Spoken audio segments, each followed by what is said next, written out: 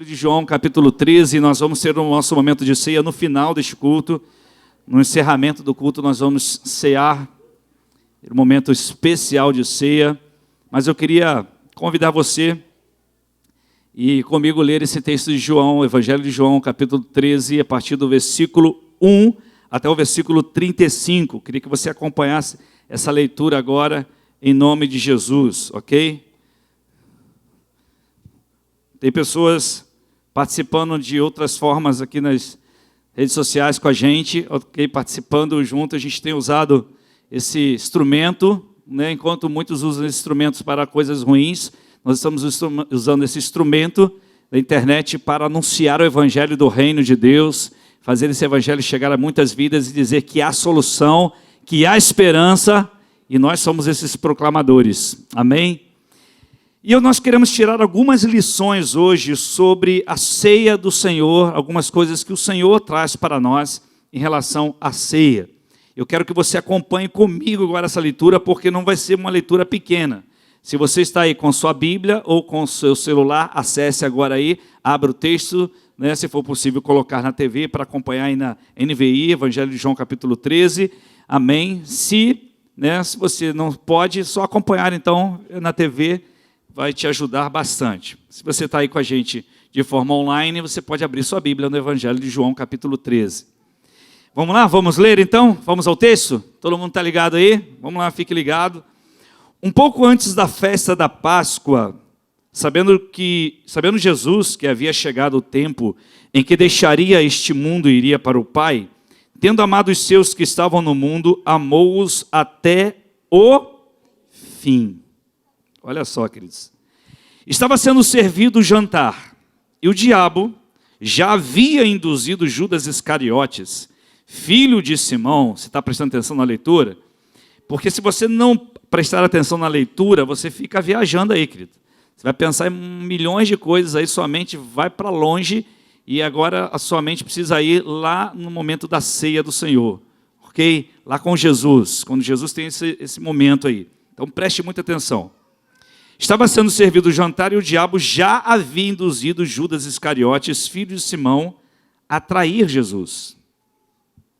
Jesus sabia que o Pai havia colocado todas as coisas debaixo do seu poder e que viera de Deus e estava voltando para Deus. Assim, o que Jesus fez?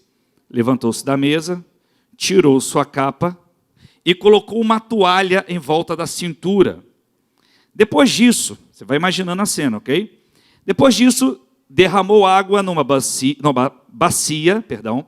e começou a lavar os pés dos seus discípulos, enxugando-os com a toalha que estava em sua cintura. Chegou-se então a Simão Pedro, que lhe disse: Senhor, vais lavar os meus pés? Respondeu Jesus: você não compreende agora o que eu estou fazendo a você. Mais tarde, porém, você entenderá. Disse Pedro: não, nunca lavarás os meus pés. Jesus respondeu: se eu não os lavar, você não terá parte comigo. Forte, hein, queridos? Respondeu Simão Pedro: então, Senhor, não apenas os meus pés, mas também lava logo tudo, lava minhas mãos, minha cabeça. É Pedrão, né, queridos? Respondeu Jesus: quem já se banhou, precisa apenas lavar os pés. Todo o seu corpo está limpo. Vocês estão limpos, mas nem todos. Pois ele sabia quem iria traí-lo e por isso disse que nem todos estavam limpos. Quando terminou então de lavar-lhes os pés, Jesus tornou a vestir sua capa e voltou ao seu lugar.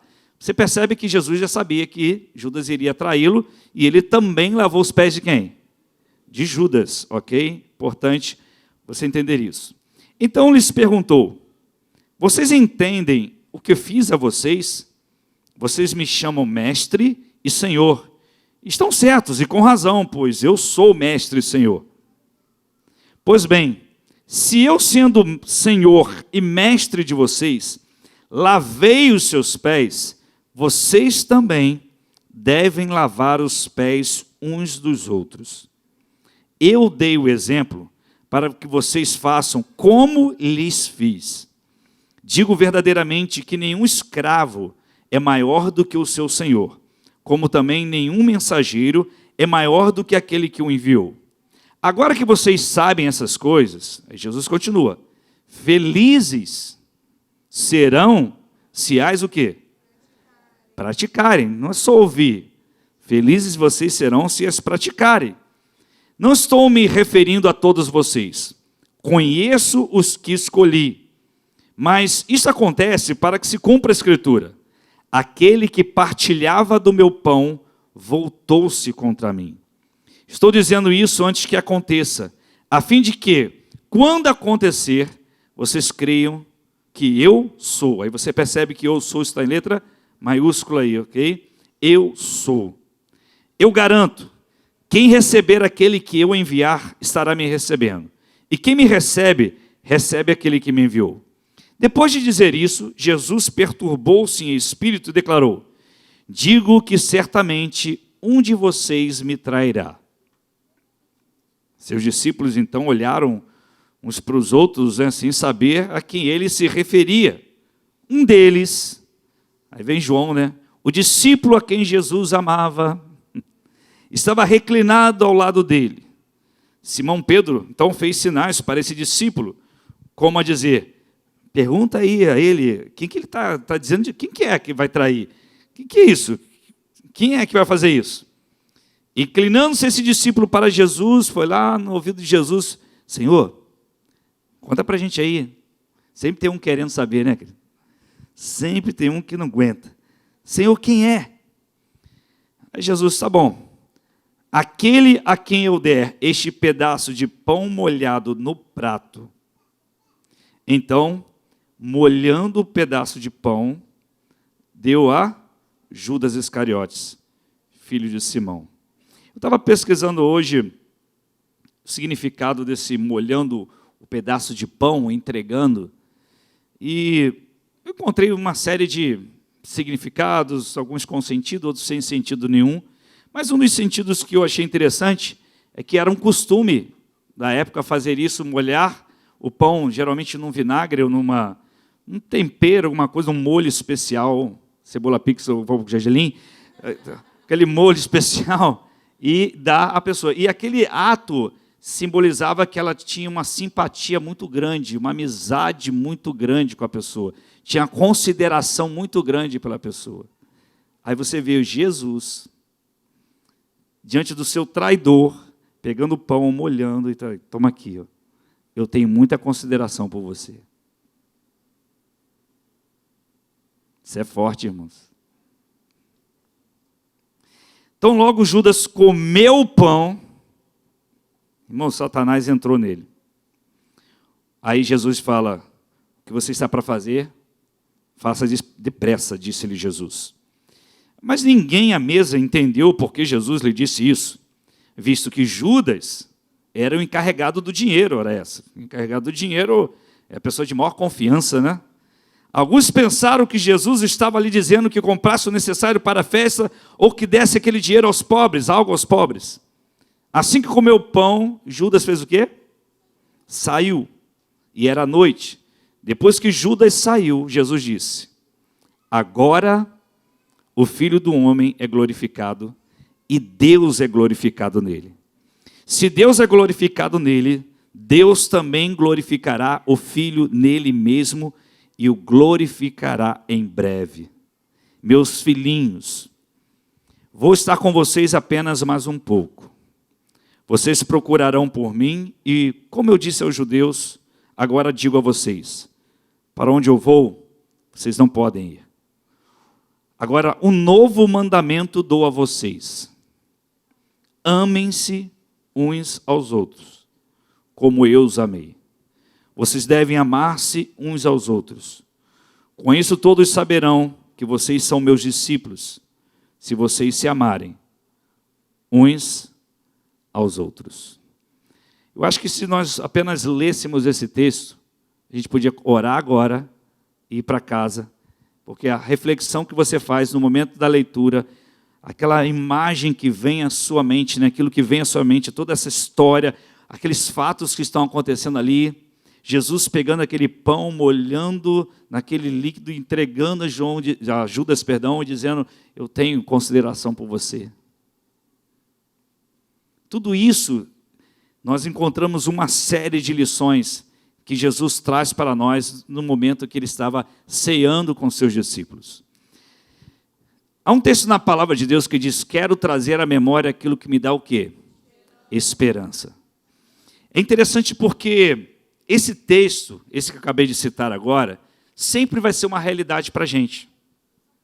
Para você que está iniciando na fé hoje, você que é novo na fé, você que está começando na fé, quando você lê esse texto, quero trazer à memória aquilo que me dá esperança, e você começa a ouvir, por exemplo, algo que você vai ouvir hoje, que talvez para você seja uma novidade, talvez pela primeira vez você parou para ler esse texto, ou talvez já tenha passado os olhos muito rápido, já ouviu falar, mas nunca parou para ler como nós lemos hoje. E refletir sobre ele, sobre as atitudes de Jesus. E talvez você que está aqui há tantos anos, nós estamos aí quase 22 anos, vamos completar agora 22 anos nesse ano de 22, né? E você já ouviu falar tantas vezes disso. Mas o interessante na palavra é que, sendo você novo na fé, ou você antigo na fé, maduro na fé, esse texto sempre trará a você uma esperança. Tudo que você escuta, querido, da palavra de Deus, se você tem 50 anos de cristão, e você está ouvindo a mesma mensagem que você ouviu há 50 anos atrás, esse texto sempre vai ser uma revelação para você. Quero trazer à memória aquilo que me dá esperança. Então você está ouvindo hoje alguma coisa do amor de Deus, pela primeira vez, ou se você já está ouvindo pela 100ª vez, esse texto, quero trazer à memória aquilo que me dá esperança, continua fazendo o mesmo efeito em nossas vidas. Não muda nada. Não muda absolutamente nada, uma vírgula. Continua dando esperança para nós. Isso é tremendo, queridos. Então, quando nós olhamos esse momento de Jesus, nós vemos algumas coisas importantes aqui. Primeiro, quando Jesus age naquele momento ali, primeiro ele age nos dando a certeza do seu amor. O texto diz: tendo amado os seus que estavam no mundo, amou-os até quando? Até o fim. Nós, discípulos de Jesus, e você precisa entender o seguinte, que o amor de Deus, precisamos crer nisso, de todo o coração, que o amor de Deus, ele é incondicional. Hoje pela manhã, pastor Jorge estava ministrando aqui a aula na EBR, e quando ele estava ministrando e falava sobre isso, eu falei: poxa, será que alguém avisou para ele que eu vou pregar sobre isso? Que eu também vou falar sobre esse amor incondicional? E ele falou exatamente, e eu poderia repetir as palavras dele aqui, porque Deus, ele nos ama independente de quaisquer circunstâncias. Eu, por estar aqui hoje, nesse lugar, com esse microfone na mão, celebrando a Deus com você, não sou mais amado por Deus do que o pior assassino que existe na face da terra. Eu não sou mais amado por Deus porque estou aqui, ou você é mais amado por Deus porque você está aqui. Todo ser humano é amado por Deus da mesma forma. Você entende isso, querido? Isso chama-se amor ágape incondicional. Ele decidiu nos amar. Não fomos nós que o escolhemos. Ele que nos escolheu. Ele que decidiu nos amar. Ele que foi nos buscar. Não fomos nós que fomos buscar a Deus. O ser humano não foi buscar a Deus, mas o Deus que nós cremos veio nos buscar. E veio nos buscar com esse amor incondicional. É claro, como o pastor Jorge citou hoje pela manhã, é de suma importância. Eu e você entendemos que esse amor incondicional de Deus não é, entenda isso, não é uma anulação das consequências de nossas escolhas pessoais. Nunca foi e nunca será. O amor de Deus é incondicional, só que o amor de Deus incondicional nunca caminha longe da justiça. Sempre caminharão juntas. Essas duas coisas, esses dois elementos, amor de Deus e justiça, sempre caminharão de forma contínua juntos. Eles não se separam. Por isso que esse amor incondicional de Deus Não significa que eu possa viver do jeito que eu quero. A forma como eu viver, eu vou sofrer consequências. Eu vou sofrer e vou ter que administrar essas consequências. E Deus não é culpado disso, porque Ele me ama. Eu estou aqui por uma escolha. Então aquela pessoa que está lá naquele local que eu citei anteriormente, tem outro local, porque ela também fez uma escolha. E é por isso que ela está sofrendo as consequências. Mas Deus continua amando aquela pessoa da mesma forma que me ama, da mesma forma que ama você. Ele só está esperando que você receba de todo o coração. Eu e você precisamos crer que esse amor de Deus também é sacrificial. Romanos 5,8 diz assim: mas Deus demonstra o seu amor, ou talvez na sua Bíblia, mas Deus prova o seu amor por nós, pelo fato de ter Cristo morrido em nosso favor, quando ainda éramos o quê? Pecadores. Deus não morreu, Jesus não morreu por pessoas boas. Jesus morreu por todos nós que somos maus. Ninguém aqui é bom o suficiente. Então Jesus decidiu se entregar. Esse amor de Deus é um sacrifício por nós. O amor de Deus é revelado pela entrega de Jesus na cruz do Calvário.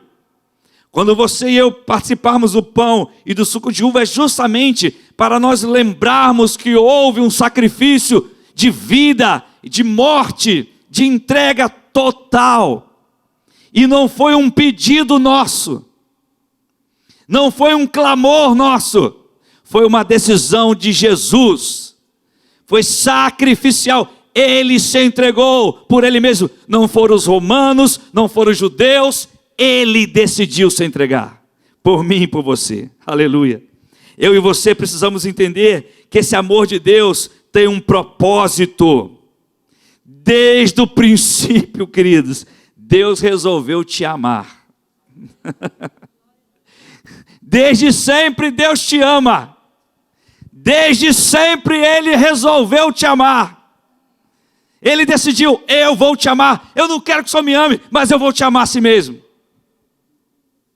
Lá estava Judas, o traidor. E lá estava Jesus, com o pão, molhando, entregando. Eu tenho consideração por você. Não importa o que você vai fazer, eu te amo a si mesmo. Ele está dizendo: há um propósito para isso tudo.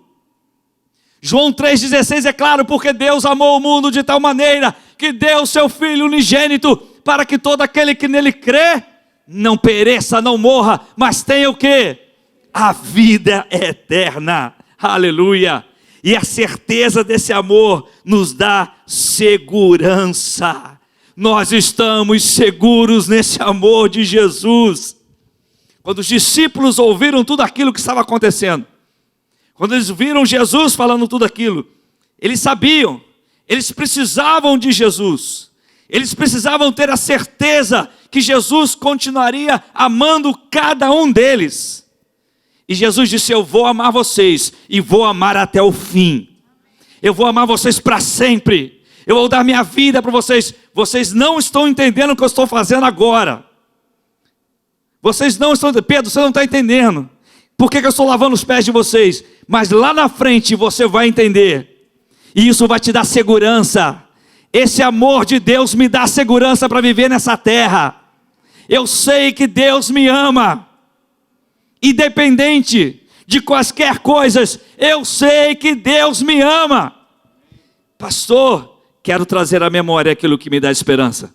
Eu já sei disso, quero trazer à memória aquilo que me dá esperança. Eu já aprendi isso, quero trazer à memória aquilo que me dá esperança.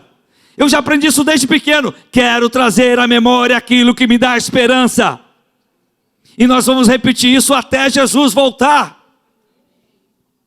Isso é novidade para você? Amém? E para nós não é? Então eu quero trazer à memória aquilo que me dá esperança. Aleluia! Isso dá esperança para você, querido? Então dê um aplauso a Jesus mais forte que você puder. E diz: obrigado, Senhor. Obrigado, Jesus. Jesus, naquele momento, ele traz uma consciência aos seus discípulos que havia uma missão a ser cumprida. Jesus tinha consciência dessa missão. Jesus sabia que não poderia abrir mão. Aqueles momentos foram cruciais na vida de Jesus. O pastor Jorge hoje falou, Jesus, ele era Deus sim, mas ele se tornou como um homem, um ser humano, como eu e você, com os mesmos sentimentos, as mesmas emoções, as mesmas dores, as mesmas necessidades, porém, em tudo ele venceu, porque ele andava na unção do Espírito Santo. Ele andava com o Espírito Santo o tempo todo, e ele nunca pecou, e ele tinha consciência. Ele tinha consciência, eu não posso voltar atrás, eu não posso recuar. E ele tinha que provar isso para os discípulos. Se Jesus recuasse, não teríamos razão nenhuma de estarmos aqui. Na verdade, nem estaríamos aqui hoje. A razão disso tudo aqui está acontecendo hoje, que eu estou falando isso desde o início do culto. A razão de tudo isso aqui, eu estou com o microfone na mão, você sentado nessa cadeira, talvez mesmo você aí nessa internet mexendo e nem prestando atenção, um dia você vai dizer, tem razão para isso tudo. Tem razão para isso tudo. E você vai descobrir que a razão disso tudo não é o pastor, não é a denominação, não é a líder de célula, não é o discipulador, é Jesus. A razão disso tudo, dessas luzes acesas, desse som ligado, desse ar-condicionado ligado, desses instrumentos tocando, do pessoal dançando, do pessoal ajudando lá, a razão disso tudo só tem um foco, Jesus. Então ele sabia, ele iria morrer por mim e por você, ele tinha que morrer por mim e por você. E nós, como de seus discípulos, precisamos ter a mesma consciência nesse mundo. Nós não podemos nos distrair com aquilo que o mundo tem nos oferecido. E aí, queridos, nessa ambição que o mundo vive, nessa paixão louca que todo mundo está aí, nessa concupiscência da carne e dos olhos, na soberba da vida que nós estamos enfrentando dia após dia, existe muitas das vezes um desvio de todos nós nos propósitos de Deus para a nossa vida, e a gente começa a colocar em segundo plano, e começamos até por vezes usar algumas teologias, principalmente da graça, em nome da graça, muitas coisas da nossa vida deixamos Jesus de lado. Deixamos as coisas, a missão, o propósito. Jesus naquele momento estava tratando também do nosso mundo interior. Os discípulos de Jesus, eles precisavam aprender a vencer o egoísmo, e eles precisavam aprender a servir. O que é que Jesus faz? A primeira coisa que ele faz, se levanta, pega uma toalha, coloca, tira a capa, pega a toalha, coloca na cintura, se abaixa e vai lavar os pés de cada um. Jesus já estava ensinando naquele momento da ceia ali, dizendo, olha, vocês vão ter que vencer o egoísmo, vocês vão ter que aprender a servir uns aos outros. Inclusive, de Judas, eles estavam lavando os pés. Jesus estava ensinando que nós precisávamos vencer a hipocrisia. Quando Pedro se levanta para impedi-lo, querendo dar uma de crentão. Não, peraí, eu sou crente, eu sou isso, sou aquilo. Não, sou não. Essa falsa espiritualidade seria revelada mais à frente. E depois Jesus ainda denuncia a hipocrisia de Judas. Jesus estava nos ensinando que nós vamos ter que vencer a autossuficiência, a arrogância, a soberba. E Jesus queria nos ensinar que existia um caminho de cura, que o único caminho de cura para nossas vidas seria o arrependimento. O arrependimento, querido, é a porta de entrada para uma vida abençoada. Se você quer entrar numa vida abençoada, você quer viver essa vida intensamente, o caminho é o arrependimento. Não existe outro caminho. A Bíblia diz em Isaías, pelas suas pisaduras nós somos sarados, nós somos curados. Jesus, naquele momento, ele dá uma direção, uma nova direção aos discípulos. Ele diz, o novo mandamento vos dou. Eles já sabiam amar a Deus sobre todas as coisas. E ele está dizendo, agora eu vou dar um novo mandamento a vocês. Uma nova direção. Não que a outra era para deixar de lado, muito pelo contrário. Que vocês amem uns aos outros, assim como eu amei vocês. Jesus foi capaz de amar Judas. Queria entregá-lo. Judas sofreu as consequências da sua atitude, sim ou não? Sim. Ele sofreu a justiça. Mas Jesus não deixou de amá-lo. Eu não sou responsável pelas suas atitudes, nem você é responsável pelas minhas atitudes. Cada um vai responder diante de Deus pelas suas próprias atitudes. Se você não quer estar em comunhão, a consequência vai ser você mesmo, você com Deus. Eu não sou responsável por isso. Sou responsável por ensinar, por pregar, por anunciar, por proclamar, como eu, assim como você. Mas ninguém vai escapar disso, queridos. Nós temos que lutar por esse amor. E o padrão de Deus, Jesus cita em Mateus 5,38. Vocês ouviram o que foi dito?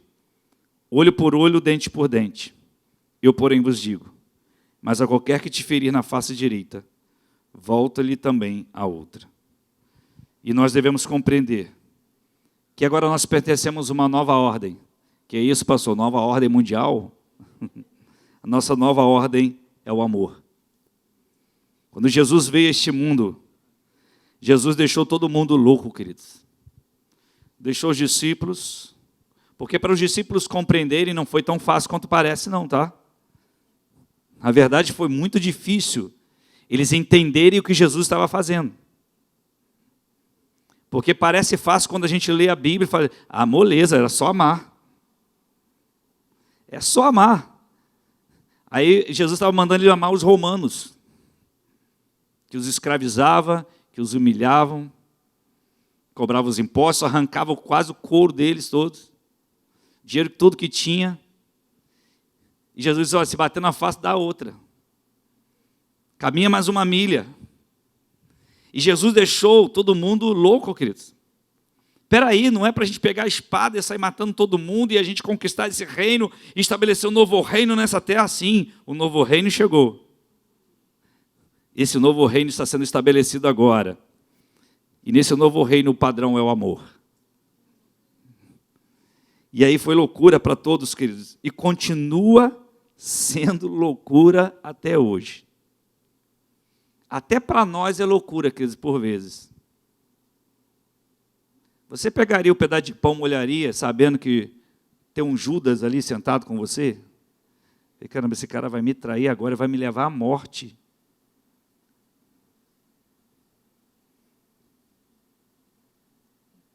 Nós não seríamos capazes, não somos capazes de fazer isso. Se não for pelo Espírito Santo, nós não fazemos isso. Por isso que Jesus andava no Espírito Santo. Por isso que ele venceu esse sentimento que nós sentimos também. Por isso que nós dependemos. A nova ordem para a gente. Nisto conhecerão todos que sois meus discípulos, se vocês tiverem amor uns aos outros. Não tem outro jeito. Quando Jesus ceou, a última ceia, o último momento com os seus discípulos, ele pregou uma das mensagens mais poderosas sobre a terra.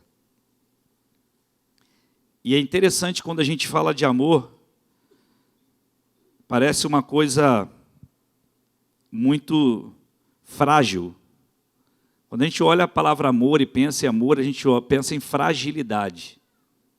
Parece coisa frágil. Eu tenho que ter amor, mas também tem que ter não sei o quê. Porque amor parece frágil, o amor parece fraco. O amor parece que não conquista nada. Mas foi pelo amor que nós chegamos aqui hoje. Foi por esse amor que nós estamos aqui agora. A razão de tudo isso é o amor de Deus. A razão da nossa esperança, aquilo que você espera. Assisti um filme esses dias, não sei, estava eu olhando, assistindo um filme, e o ator principal, ele dizia assim, o outro falava assim, mas nós temos que ter esperança. Eu falei, não, esperança é algo que o ser humano tem que destruir da sua mente. E o filme batia nessa tecla. Tem que acabar com a esperança na mente, porque a esperança não te dá futuro.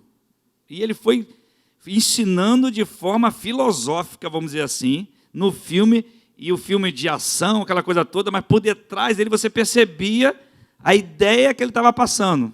E ele era o herói do filme. enquanto nós temos a palavra de Deus que diz: Cristo em vós, a esperança da glória. Então esse amor aponta para essa esperança, queridos.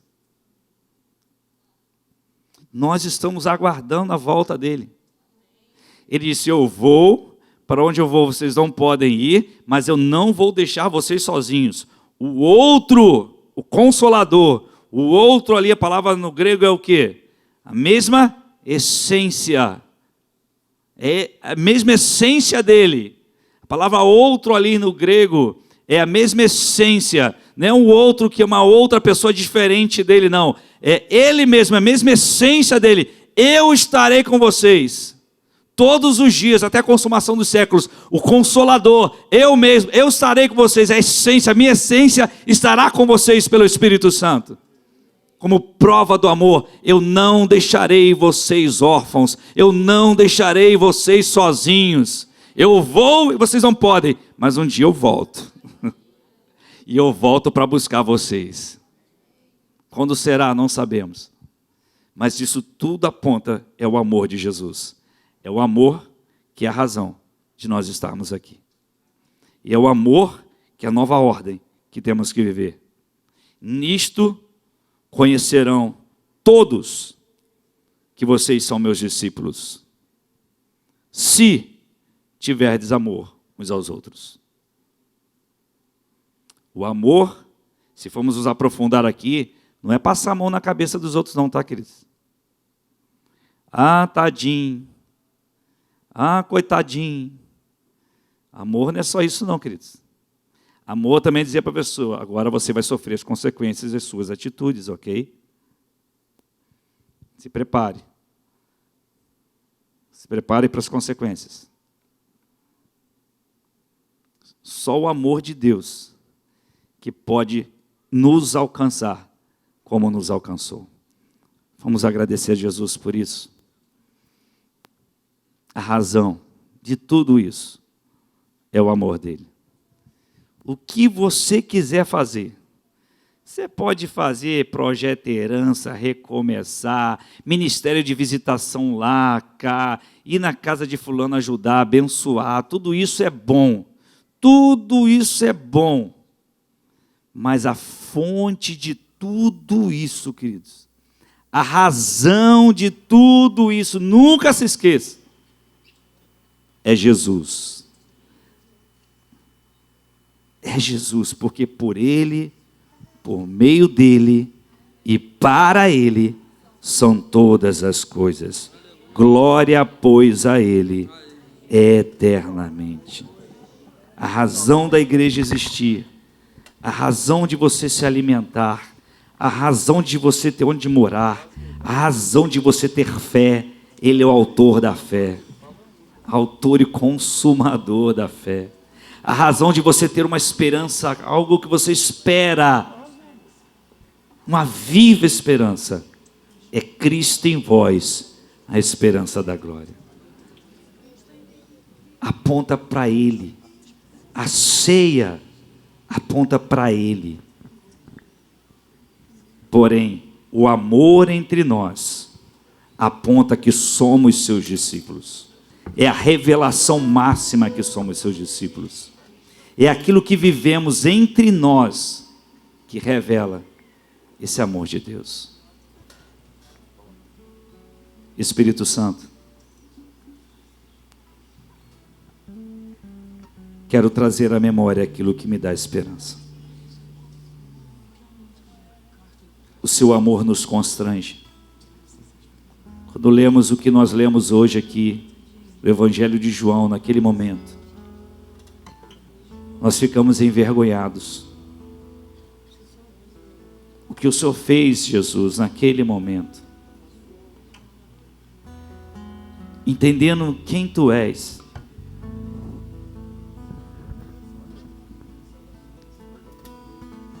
antes da criação o Senhor já era. O Senhor é o grande eu sou. E fazer o que o Senhor fez naquele dia ali, se abaixar, lavar os pés de homens como nós, seres humanos pecadores, lavar os pés de um traidor, e dividir o pão com Ele. Molhar o pão e entregá-lo como consideração. Senhor, isso nos constrange. E vemos que não é porque nós somos bons, é porque nós não somos. Devemos ser. A bondade é um fruto do Teu Espírito em nós. A benignidade é um fruto do Teu Espírito em nós. O amor é um fruto do Teu Espírito em nós. A paciência é um fruto do Teu Espírito em nós. Esse amor nos constrange. É aí que nós entendemos a Tua graça.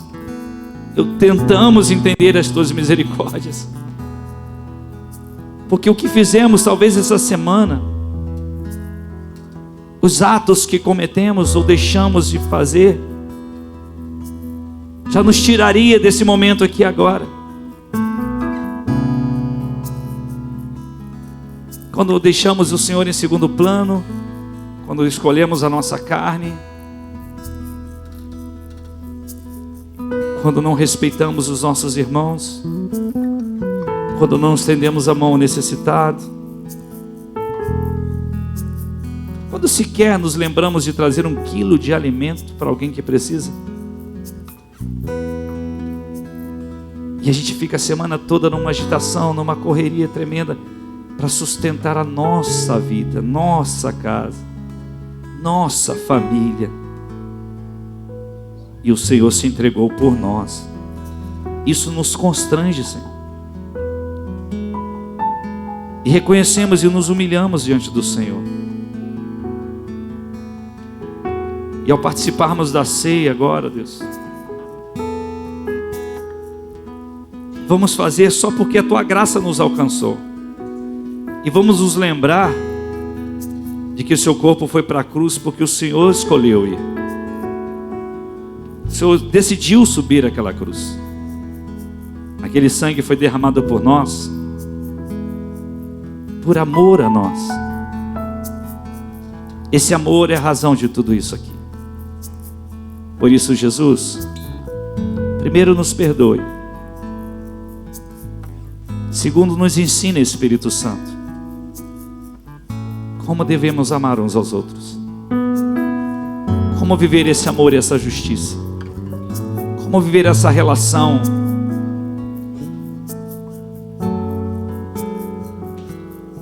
Nos ensina, Senhor.